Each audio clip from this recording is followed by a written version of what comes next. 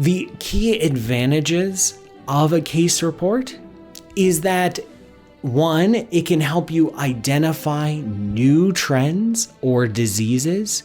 If there's something new happening in the world and you are among the first people to encounter it and treat it, the rest of the community needs to know about it.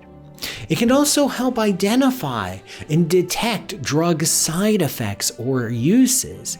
Like, there are a lot of so-called off-label uses for drugs, and this information is initially reported in case reports.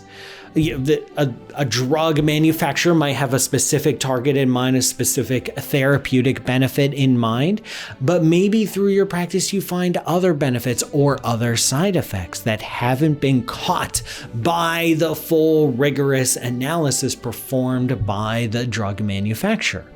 You can report this in the case report so that other practitioners are aware of these side effects, and you can report it in the case report so that other practitioners are aware of potential benefits.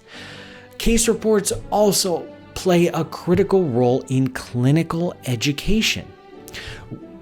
Teachers, professors, they want to give their students the latest.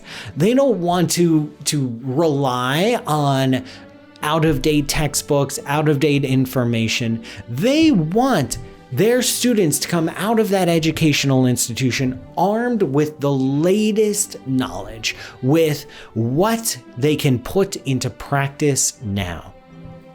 And so they rely on case reports to do that. And also, case reports document rare situations. There may be cases of a particular disease or presentation of a disease, signs and symptoms, and treatment options, and what happens, outcomes for the patient, that are so rare that they can't be captured in a full study, where you just don't have enough data points in order to draw a conclusion.